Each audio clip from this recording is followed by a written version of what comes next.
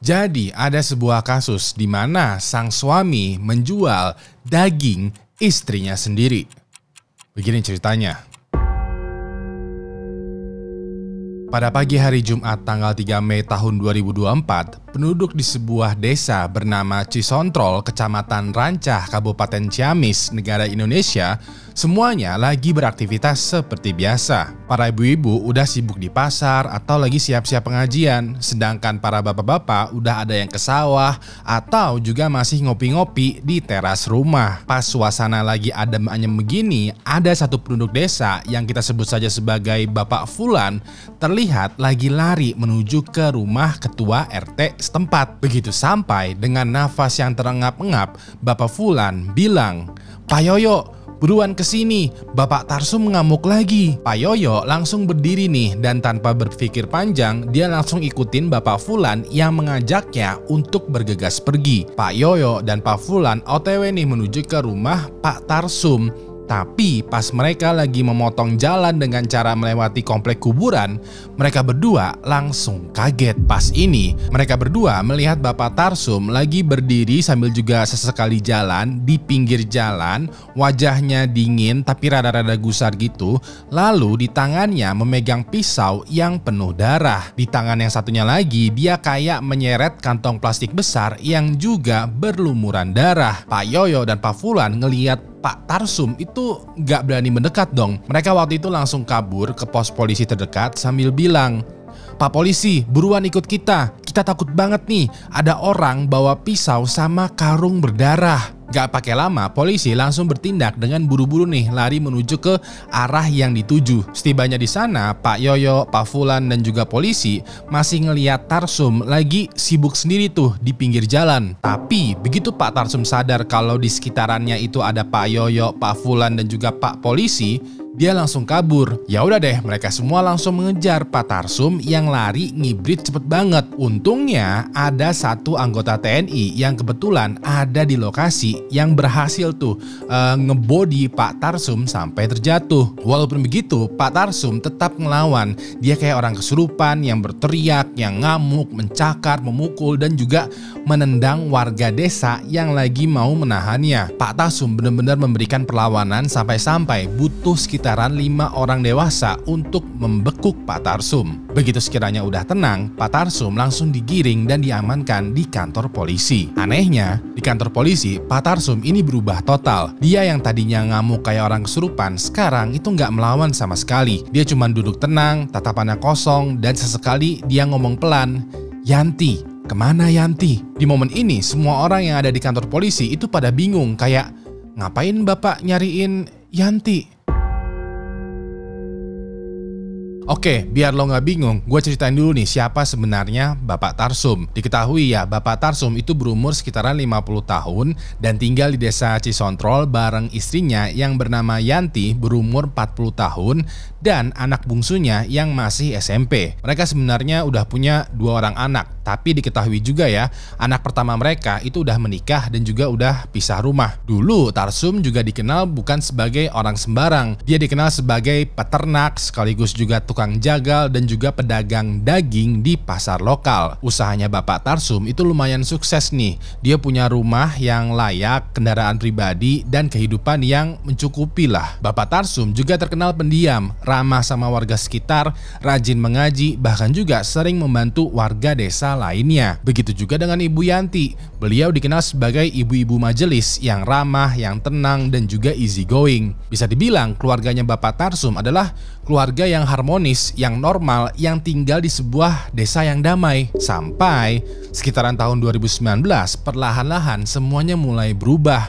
Pak Tarsum mulai sering nih cekcok sama Ibu Yanti. Terkadang hubungan mereka itu bisa adem anyem, tenang-tenang aja, tapi juga tiba-tiba meledak marah. Terkadang mereka diem-dieman berhari-hari, tapi juga tiba-tiba mendadak ngamuk. Pada saat lagi ribut ya, para tetangga itu sering tuh mendengar suara piring pecah, suara teriakan, dan juga suara keributan. Dan biasanya setelah keributan ini, Ibu Yanti itu bakalan muncul dengan luka lebam atau bengkak di wajahnya. Para tetangga kayak mendesak Ibu Yanti untuk bercerita, kayak, "Ada masalah apa sih Bu? Sini atuh cerita." Tapi entah dikarenakan gengsi atau takut, Ibu Yanti jadinya jarang bercerita. Nah, menurut gosip warga dan juga netizen, awal mula masalah di antara Bapak Tarsum dan juga Ibu Yanti adalah gara-gara hutang. Katanya ya, anak pertama mereka itu pernah terlibat judi online yang ujung-ujungnya berhutang sana-sini. Tapi informasi ini masih sekedar gosip karena di sisi lain, mengutip dari BBC.com, Kasat Reskrim Polres Ciamis Joko Prihatin menyebutkan berdasarkan keterangan saksi termasuk anak korban, tersangka memiliki hutang ke bank dan perorangan sebesar 100 juta rupiah. Utang tersebut digunakan untuk menutupin hutang sebelumnya lantaran usahanya sebagai juragan domba bangkrut dan menyisakan hutang. Buat pejabat, 100 juta mah gampang, lu tinggal ngedip aja, seenggaknya sebulan dapat kok tunjangan sebesar 100 juta. Tapi buat orang-orang yang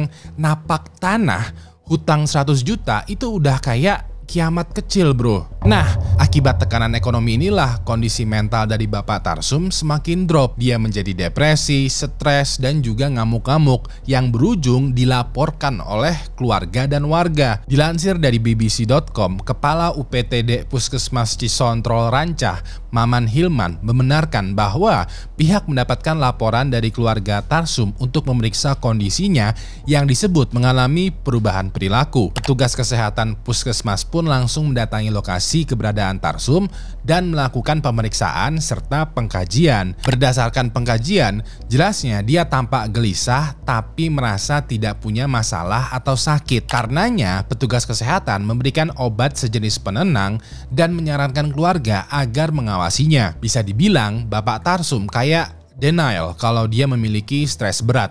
Dia kayak selalu bilang kalau dia baik-baik aja. Dan sialnya, semakin lama Bapak Tarsum semakin tidak terkendali.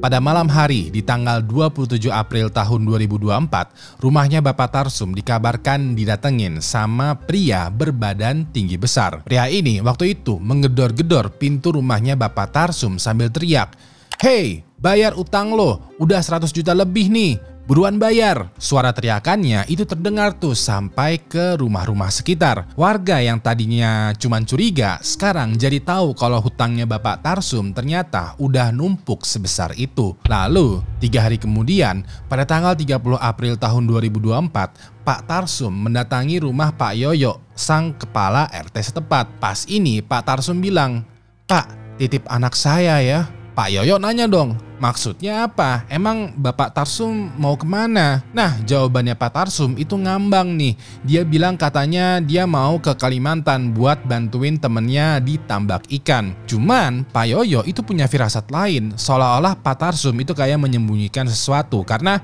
raut wajahnya itu kayak orang yang murung gitu. Dan bener aja, pada malam harinya beberapa tetangga cerita kalau mereka sempat didatengin sama Pak Tarsum. Mereka kayak disuruh datang ke rumahnya sekitaran jam 7 malam. Pas ini warga pada mendengar tuh suara keributan dari dalam rumahnya Pak Tarsum. Warga langsung bertindak dong. Waktu itu mereka melihat kalau Pak Tarsum lagi mencekik lehernya sendiri. Mukanya udah merah dan matanya juga udah melotot. Ibu Yanti yang ada di sampingnya Pak Tarsum itu berusaha nih melepas cengkraman tangan suaminya sendiri sambil juga menangis histeris. Beberapa warga mencoba nih untuk menolong, tapi Pak Tarsum itu langsung berdiri dan membenturkan kepalanya ke tiang rumah berkali-kali sampai berdarah. Nah, pas mau dikepung warga, Pak Tarsum berhasil keluar tuh, memberontak keluar rumah. Di jalan, dia benturkan lagi kepalanya ke tiang listrik, lalu menyeburkan kepalanya ke tong sampah berisi air, kayak berusaha untuk menghabisi dirinya sendiri. Warga langsung dengan sigap ya mengamankan Pak Tarsum yang udah mulai mau pingsan dengan cara diangkat tubuhnya lalu dibawa ke rumah sakit. Anehnya, 2 hari kemudian warga ngeliat kalau Pak Tarsum itu udah balik lagi nih ke rumah. Waktu itu Pak Tarsum lagi santai di teras, lagi ngopi, lagi ngerokok juga. Seolah-olah kejadian chaos kemarin itu gak pernah terjadi. Semua orang jadi bingung. Mereka bertanya-tanya nih kepada Ibu Yanti. Nah, Ibu Yanti bilang kalau semenjak ada debt collector di tempo hari ya, mental suaminya itu semakin hancur. Pak Tarsum selalu bilang kalau dia bisa handle sendiri, semuanya bakalan berjalan baik-baik aja. Padahal jelas-jelas semuanya nggak baik-baik aja. Sampai-sampai 3 hari kemudian tragedi besar terjadi di desa Cisontrol.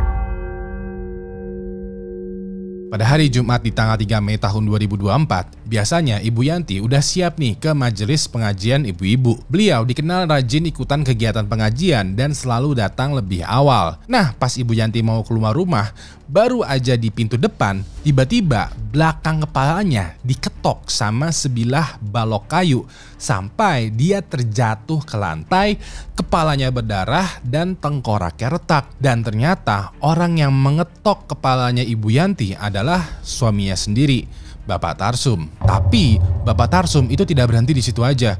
Dia menghantam berkali-kali sampai istrinya gak bergerak. Seolah-olah belum puas, Pak Tarsum itu langsung masuk ke dapur, ambil pisau jagal, duduk di samping istrinya dan mulai memotong-motong tubuh istrinya. Setelah itu semua potongannya ini dia masukin ke karung plastik, karung yang biasa dia gunakan untuk menyimpan daging ternaknya. Gak lama kemudian Pak Tarsum lalu keliling kampung menyeret karung yang berisi potongan tubuh Ibu Yanti yang masih juga memegang pisau yang berlumuran darah. Pas ini Pak Tarsum kayak bilang, "Sini beli daging Yanti, sini ada daging segar." Awalnya orang-orang mengira kalau Pak Tarsum lagi bercanda.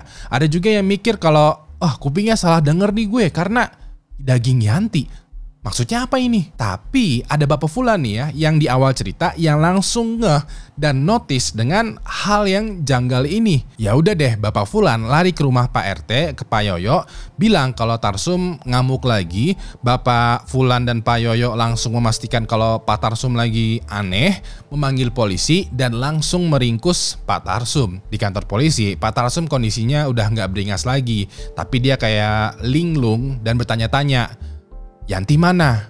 Mana Yanti?" Polisi yang mendengar cerita dari Pak RT dan juga Pak Fulan langsung balik lagi tuh ke TKP untuk memastikan apa yang diceritakan beneran terjadi. Dan bener banget, begitu sampai di TKP, yaitu rumahnya Pak Tarsum, polisi menemukan ada banyak bercak darah di dapur, sisa balok kayu, pisau jagal penuh darah, bekas seretan kantong plastik, dan juga karung yang berisi jenazahnya Ibu Yanti. Dari sini Pak Tarsum langsung dijadikan pelaku dari penghabisannya Ibu Yanti.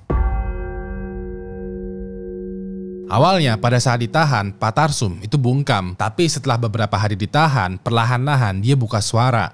Waktu itu dia bilang kalau pagi itu dia sempat ribut sama istrinya, sama Ibu Yanti. Tekanan utang dan juga tekanan ekonomi ngebuat kepalanya Pak Tarsum itu kayak mau meledak.